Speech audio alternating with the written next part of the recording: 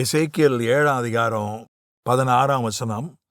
அவர்களில் தப்புகிறவர்கள் தப்புவார்கள், ஆனாலும் அவர்கள் அனைவரும் அவனவன் தன் தன் அக்கிரமத்து நிமித்தம் துக்கித்து கூப்பிடுகிற பள்ளத்தாக்குகளின் புறாக்களைப் போல மலைகளில் இருப்பார்கள். தப்புகிறவர்கள் அவர்களில் தப்புகிறவர்கள் தப்புவார்கள். என்ன சொல்லப்பட்டிருக்கிறது? இந்த ஜனத்தின் மேல தண்டனை வரும், கோபம் வரும், அந்த ஜனங்களுக்கு தீங்கு சம்பவிக்கும். தப்புகிறவர்கள் தப்புவார்கள். அதுலேயும் தப்புகிற கூட்டம் ஒன்று அங்கேயும் இருந்தது. அந்த தண்டிக்கப்படுகிற சூழ்நிலையிலும், தேவ கோபம் இறங்குகிற நிலைமையிலும், தீங்கு நாட்களிலும் தப்புகிற கூட்டம், தப்புகிறவர்கள் தப்புவார்கள் என்று அங்கே சொல்லப்பட்டிருக்கிறது. ஆனால் புதிய ஏற்பாட்டில் ஆண்டவர் நமக்கு ஒரு உத்தரவாதத்தை கொடுத்திருக்கிறார். எல்லாரும் தங்களுடைய அக்கிரமத்தை நினைத்து துக்கப்படுவார்கள் என்று சொல்லப்பட்டிருக்கிறது. அதே வசனத்தினுடைய தொடர்ச்சி. ஆனாலும் அவர்கள் அனைவரும் தங்களுடைய அக்கிரமத்தை நிமித்தம் துக்கித்து என்று சொல்லப்பட்டிருக்கிறது. எல்லாரும் தங்களுடைய அக்கிரமத்தை நினைச்சு துக்கப்பட்டாங்க. ஆனா எல்லாரும் தப்பவில்லை. தப்புகிறவர்கள் தப்புவார்கள். யோபுவினுடைய புஸ்தகத்தில் கூட யோபுவுக்கு சோதனை வரும்போது ஒவ்வொரு சோதனையிலும் ஒவ்வொரு வேலைக்காரன் தான் தப்பி வந்தான். நான் மட்டும் தப்பி உங்களுக்கு அறிவிக்க வந்தேன் என்று சொல்வான். ஒவ்வொரு துர்ச்சம்பவத்திலும் ஒரு வேலைக்காரன் மட்டும் தப்பி வந்து யோபுவுக்கு செய்தி சொல்வான். தப்புகிறவர்கள் தப்புவார்கள். எல்லாரும் அக்கிரமத்துக்காக துக்கப்பட்டாலும் தப்புகிறவர்கள் தான் தப்புவார்கள் என்று எசேக்கியேல் சொல்கிறான். ஆனால் புதிய ஏற்பாட்டில் அப்படி இல்லை. 1 கொரிந்தியர் 10ஆம் அதிகாரம் 13ஆம் வசனம் சொல்கிறது,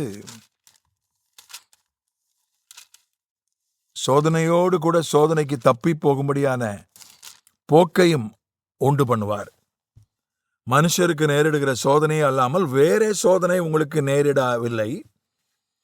தேவன் உண்மையுள்ளவராயிருக்கிறார். உங்கள் திராணிக்கு மேலாக நீங்கள் சோதிக்கப்படுகிறதற்கு அவர் இடம் கொடாமல் சோதனையை தாங்கத்தக்கதாக சோதனையோடு கூட அதற்கு தப்பிக்கொள்ளும்படியான போக்கையும் உண்டாக்குவார். அந்த இடத்துல இன்னொரு விஷயம் இதுக்கு நடுவில் சொல்லியிருக்கு, தேவன் உண்மை உள்ளவராயிருக்கிறார். உங்களுக்கு எல்லாருக்கும் சோதனை வரும். ஆனா திராணிக்கு மிஞ்சி சோதனை போகாது. அதை தாங்குவதற்கு ஆண்டவர் உதவி செய்வார். தப்பிக்கொள்ளும்படியான போக்கையும் உண்டாக்குவார் என்று அங்கே சொல்லப்பட்டிருக்கிறது. ஏனென்றால் தேவன் உண்மை உள்ளவராய் இருக்கிறார். அதனால புதிய ஏற்பாட்டில் அதிகமான கிருபை. பழைய ஏற்பாட்டிலே கிருபை உண்டு. நோவாவுக்கு கிருபை கிடைத்தது, மோசேக்கு கிருபை கிடைத்தது, தாவீதுக்கு கிருபை கிடைத்தது. ஆனால் புதிய ஏற்பாட்டில் கிருபையின் மேல் கிருபை. அதனால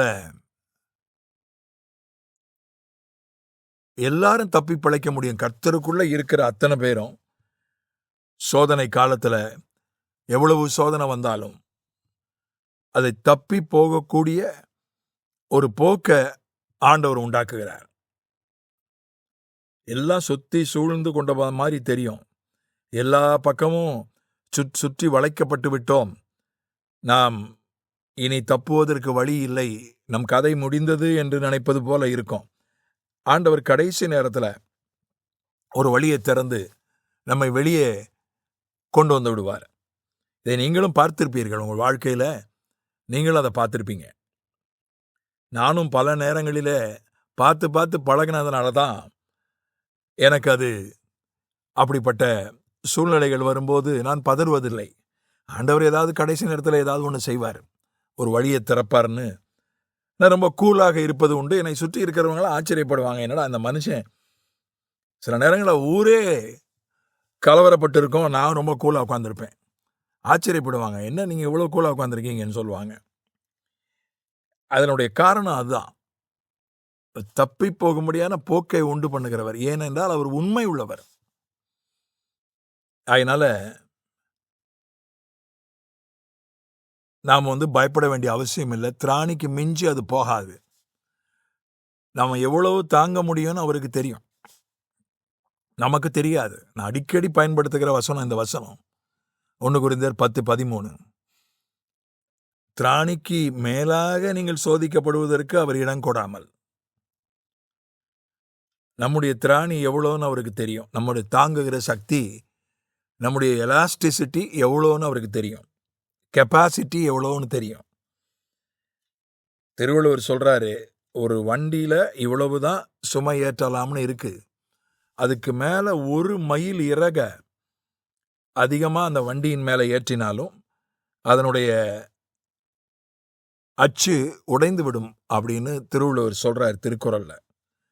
அதனால 1 மைல் இறக கூட அதிகமா ஆண்டவர் நம்ம மேல வைக்க மாட்டார். அவருக்கு தெரியும் இவ்வளவுதான் தாங்குவான்.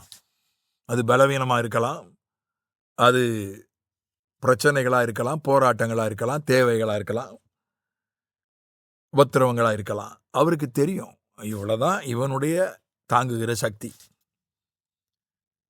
எப்போதும் தாங்கிக் கொண்டே இருப்பதில்லை. இன்னொன்று இருக்கு, காலமெல்லாம் தாங்கிக்கிட்டே இருக்கிறது, காலமெல்லாம் சகித்து கொண்டே இருப்பது என்பது அல்ல. அதற்கு ஒரு தப்பி போகும்படியான போக்கையும் உண்டு பண்ணுகிறார். ஒரு குறிப்பிட்ட காலம் வரையும் தாங்கணும், ஒரு குறிப்பிட்ட காலம் வரையும் அதை சகிக்கணும். ஒரு குறிப்பிட்ட காலத்துக்கு பிறகு அதிலிருந்து முழுவதுமாக வெளியே வர, விடுதலை பெற ஆண்டவர் உதவி செய்கிறார். பழைய ஏற்பாட்டிலே தப்புகிறவர்கள் தான் தப்ப முடியும். ஆனா புதிய ஏற்பாட்டிலே எல்லாரும் தப்ப முடியும். ஆமென்.